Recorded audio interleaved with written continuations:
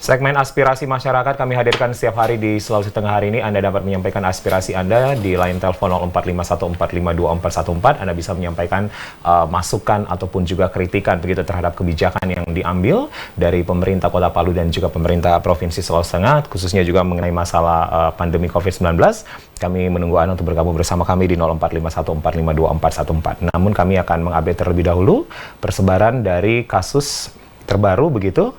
COVID-19 yang ada di Sulawesi Tengah terkonfirmasi positif hari ini bertambah 1 orang menjadi 171 orang, dan di Kabupaten Poso positif 1, sembuh 121 orang dan meninggal 4 orang. Anda juga dapat memiliki QR Code di layar kaca Anda dengan menggunakan smartphone Anda untuk mengetahui persebaran COVID-19 baik yang ada di global, Indonesia dan juga yang ada di Sulawesi Tengah. Ya, betul sekali. Dan pemirsa, untuk Anda yang ingin bergabung bersama kami dalam segmen aspirasi masyarakat, silakan sudah kami buka di 0451452414. Dan seperti biasa, semua aspirasi begitu yang kami dapatkan dalam segmen ini kemudian akan kami upayakan untuk segera mendapatkan follow up ataupun jawaban-jawaban dari kebanyakan aspirasi, karena memang kebanyakan aspirasi yang kami dapatkan memang adalah banyaknya pertanyaan-pertanyaan terkait kebijakan publik yang ada di Provinsi Sulawesi Tengah, khususnya di Kota Palu, kemudian juga adanya kritik-kritik dan juga saran yang kami dapatkan dari masyarakat terhadap adanya kebijakan ataupun keputusan-keputusan yang diambil baik oleh pemerintah Provinsi Sulawesi Tengah maupun pemerintah Kota Palu secara khusus. Dan sudah kami buka pemirsa di 0451452414. Silakan untuk Anda yang ingin bergabung bersama kami. Sejumlah informasi juga tadi sudah kami informasikan. Untuk segmen advertorial tadi kami sudah menginformasikan bahwa dari KPU Kota Palu dan KPU Kabupaten Sigi telah memulai kembali tahapan pilkada untuk pemilihan wali kota dan wakil wali kota, juga Gubernur. Bupati. Ya, Bupati dan juga Gubernur dan Wakil Gubernur, Bupati dan Wakil Bupati Sigi khususnya ya. Bahkan tadi juga sudah dilantik oleh KPU Kota Palu yaitu PPS, Panitia Pemungutan Suara untuk Pilkada 2020. Artinya memang untuk jadwal kita memang masih menantikan begitu lagi kapan kemudian Pilkada serentak ini akan digelar, karena memang mengingat pandemi COVID-19 yang menjadi kendala untuk harus dipikirkan tidak dulu begitu melaksanakan voting day begitu ya. Karena memang seperti yang kita ketahui seharusnya pada bulan Juni kita sudah memasuki, kalau misalnya tahapan yang normal begitu ya. Seharusnya memang kita sudah memasuki pendaftaran bakal calon atau mungkin sudah diumumkan begitu siapa saja calon kepala daerah yang ada di provinsi, kota maupun kabupaten. Namun memang karena adanya pandemi COVID-19 maka selama beberapa bulan tahapan tersebut terhenti karena pandemi, dan akhirnya untuk bulan Juni ini kembali dimulai lagi. Tentu ini merupakan hal yang baik, tapi kemudian juga tetap cukup mengkhawatirkan begitu ya, karena ada banyak sekali tahapan-tahapan yang tentunya melibatkan banyak sekali manusia, orang. banyak masyarakat begitu ya. Karena memang tentunya harus selalu mengindahkan yang namanya protap-protap kesehatan untuk tidak berkerumun begitu. Ya, baik, kita sudah tersambung bersama Ibu Erna dari Tinggede. Ibu Erna, silakan. Selamat sore Ibu Erna. Assalamualaikum. Waalaikumsalam warahmatullahi wabarakatuh. Silakan Ibu Erna. Mau tanya Pak mengenai rumah di Untap Tondo. Ya. Baik. Ya, mau tanya. Soalnya kami lihat sebagian sudah ada penghuninya dan sebagian belum. Itu bagaimana ya? Dan kapan yang bisa kami tempati? Ibu Erna salah satu penyintas yang kemudian akan mendapatkan rumah juga ya Bu ya? Iya. Mendapatkan huntap juga Bu? Iya, iya. Ibu Erna, mohon maaf sebelumnya, Anda tinggal di mana? Baik, nampaknya terputus. Ya, baik. Masih. Apa namanya? Tidak. Rumah pribadi. Iya, rumah Anda maksudnya setelah akhirnya Anda akan mendapatkan huntap, apakah rumah Anda sebelumnya domisili Ibu begitu di mana? Berada di mana? Oh, saya tinggal sama adek waktunya kena gempa. Di mana Ibu daerahnya? Di Basuki Rahmat. Di Basuki Rahmat. Iya. Baik. Basuki Rahmat saya tinggal numpang sama adek. Dan yang seperti Ibu dengar, Ibu pun juga akan mendapatkan huntap, Bu? Iya, iya. Karena rumah Ibu saya yang sudah mendapatkan Huntap dari anunya Bunda Susi. Cuma kami lihat sebagian sudah ditempati. Baik. Sebagiannya belum, itu bagaimana ya? Baik, Ibu Erna di Tinggede. Baik, terima kasih Bu Erna. Ya, terima kasih. Terima kasih Bu Erna di Tinggede. Karena memang ini bertahap ya, kita melihat memang sudah ada yang memasuki dan apa istilahnya dapat begitu ya untuk tinggal di Huntap, mungkin akan bergilir begitu ya. Betul, prosesnya. karena memang menurut informasi yang kami dapatkan dari pemerintah daerah, terakhir kali kita membahas masalah Huntap, memang warga yang akan menempati Huntap itu akan dimasukkan secara bertahap gitu. Jadi memang mungkin saat ini memang sudah ada yang ada Huntap yang sudah ditempati, namun kemudian memang masih ada Huntap-Huntap lainnya yang masih kosong menunggu para penyintas itu akan dimasukkan semuanya begitu ya, menempati semuanya. Ditunggu saja Ibu Erna, mungkin bisa dicek juga begitu ke pihak terkait kapan kemudian giliran Ibu Erna bisa mendapatkan dan bertinggal begitu di hunian tetap yang ada di Tondo.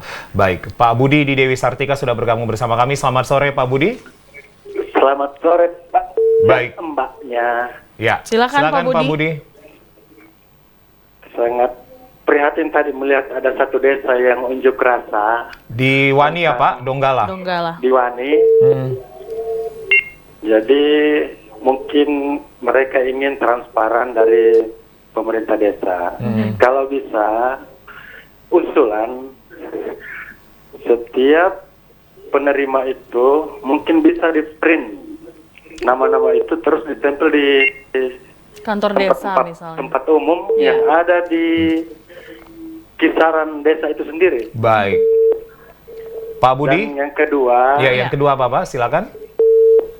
Begini, bagaimana kalau jika KTP misalnya diimpres, terus orangnya tinggal di distrik.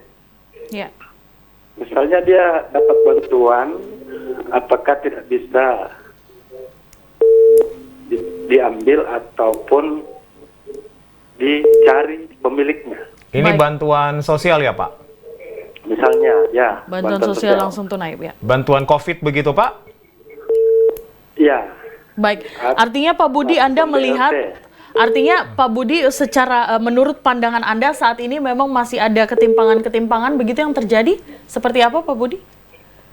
Ya, kalau dilihat dari segi ketimpangan nggak juga mungkin, cuman transparan ini yang belum. Transparansi. Kurangnya transparansi begitu Pak ya?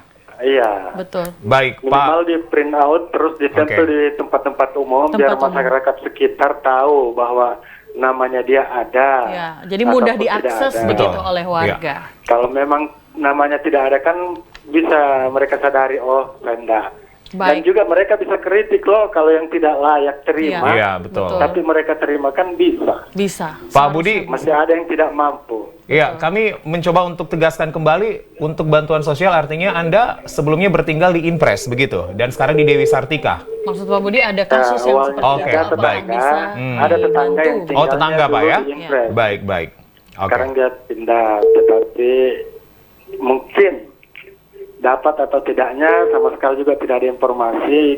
Jika ada di tempat umum ditempel, bisa kan apakah ada keluarga atau saudara yang mengecek. Jadi akan lebih mudah. Ya, misalnya di masjid, di rumah-rumah ibadah atau di kantor. Iya, karena tentunya beda kelurahan Pak ya. Oke Pak, Assalamualaikum. Waalaikumsalam warahmatullahi wabarakatuh. Terima kasih Bapak Budi di Jalan Dewi Sartika. Baik. Masukannya. Jadi Bapak Budi merasa masih kurang asas transparansi ya. Betul. Jadi bagaimana kemudian warga akan mengakses begitu. Mudahnya warga mengakses informasi juga adalah hal yang penting. Kita ingat waktu masalah dana stimulan juga hal ini juga kerap kali terjadi. Artinya memang asas transparansi ini memang harus benar-benar diperhatikan. Bagaimana kemudian warga tidak terlalu banyak bertanya. Artinya karena kalau misalnya mereka mendapatkan akses atau informasi yang mereka inginkan dengan mudah, mereka tidak akan bertanya lagi. Betul, dan akhirnya tidak terjadi seperti kejadian yang ada di Desa Wani 1, Tanantovea di Kabupaten Donggala. Adanya demo begitu kepada kepala desa. Kita ke Pak Lapo lain di Tipo. Selamat sore Pak Lapo. Selamat sore Pak Lapo. Selamat sore. Baik. Assalamualaikum. Waalaikumsalam warahmatullahi wabarakatuh. Silakan Pak. Saya sampaikan ini hanya menyangkut masalah dana santunan duka ini. Baik. Karena tadi penjelasan Kadis Sosial Kota itu mengatakan nanti selesai pandemi ini baru dibayarkan itu santunan duka. Ya. Jadi kalau Pak Kadis Sosial Kota ini itu anak cerdas itu. Tidak sembarang dia itu, karena dia itu sepanjang nama-nama orang itu dia tidak membayarkan, Pak. Saat itu anak cerdas itu, Sandi itu, Pak Romi. Agung itu, Ya. Romi Sandi. Baik, Pak. Jadi hal ini karena saya sampaikan di situ karena Pak Romi itu benar-benar dia cek kebenarannya orang yang meninggal di kelurahan itu. Oke. Karena ada juga nanti kelurahan ini memasukkan data palsu. Orang sebelum tsunami, sebelum gempa meninggal, berkas masuk. Baik. Baik, artinya Makanya menurut Pak Romi, ya. Pak Romi itu Kadis Sosial Kota itu dia tidak main dia. Saya bilang saya cross check sebenarnya. Apabila orang ini memasukkan data palsu, saya akan laporkan ke polisi. Baik. Oke. Itu Pak Romi sudah katakan. Oke, baik Karena Pak Lapo. memasukkan data palsu. Kemudian masalah dana stimulan ini, saya kira Unggi dengan Julius ini memahami, paham, mengerti karena beliau ini dua ini mengatakan bulan Juni ini selesai dibayarkan dana stimulan. Kita sudah pernah bertemu gitu Pak ya, Pak Lapo. Ya. Kita sudah pernah bertemu dalam dialog kita berdua bersama Lunggi juga Pak ya. Iya.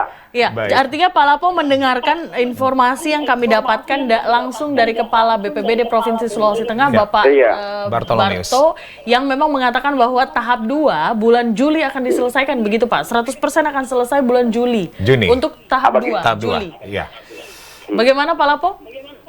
Kalau saya sebenarnya itu manajemen yang kurang pas. 4 tahun lebih, Pak. Ya. 4 tahun lebih. Dulu itu kalau menurut saya, Wakil Presiden Republik Indonesia Yusuf Kala mengatakan Januari diselesaikan.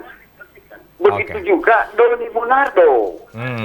Doni Monardo itu Ketua BPBD Pusat. Ya, baik Pak. Nah, Doni Monardo kan dia sudah katakan harus diselesaikan cepat. Dan ini pertanyaannya, kenapa dan mengapa belum selesai? Kalau data itu misalnya data itu belum akurat, sebenarnya siapa yang kerja? Apakah anak TK atau anak PAUD? Oke. Orang belum bisa menulis, Baik, apalagi Pak. sekarang dengan adanya komputer. Ya. Jadi hal ini Unggi dengan Julius saya kira pahami apa yang saya sampaikan. Ya. Saya Baik ingin Pak Lapo, kita memperjuangkan akan rakyat. terus mengawal Pak dan memberikan updatean berita Kita tentang kawal. dana stimulan ini Pak. Betul. Saya kawal, Pak. Pak Lapo Saya juga kawal. tetap Dan- mengawal. Ya, Terima terima kasih kasih. banyak Bapak Lapo lain ini. Ini yang kedua nanti ini kan kedengaran ini kan ada dana juga dana kota ini ya, untuk kelurahan 1M ini hati-hati mereka ini jangan macam-macam. Baik. Sebab banyak kades-kades yang ditangkap dengan dana itu. Dana desa ya, Penyalahgunaan Pak? Dana, Iya. dana Oke. desa itu. Jadi harus hati-hati, waspada. Waspada. Baik. Waspada. Ya. Terima kasih Bapak Lapo lain. Terima kasih. Pak Lapo Terima kasih. yang Waalaikumsalam. Ya, perhatiannya begitu tinggi dan sangat kritis Betul. begitu terhadap masalah penggunaan dana, baik dana stimulan ADD yang kemudian harusnya menjadi Iya. peruntukan yang baik dan tepat Betul sasaran sekali. untuk warga begitu ya. Ya, Terima kasih. tapi Ya. Pak Lapo ini bisa dibilang fair begitu ya, Ya. untuk pejabat-pejabat publik yang dianggap memang benar bekerja akan dipuji oleh beliau. Berikan langsung. apresiasi. Seperti tadi Bapak Romi, Kadis Sosial Kepala Kota Dinas Palu. Sosial Kota Palu Ya. yang menurut Pak Lapo ini memang bekerja dengan benar. Semua Sesuai dengan regulasi tahapan, dilakukan dengan benar begitu. Baik. Artinya itu juga hal yang membahagiakan begitu untuk Terima kita kasih Pak informasinya. Lapo atas waktunya sudah bergabung bersama kami.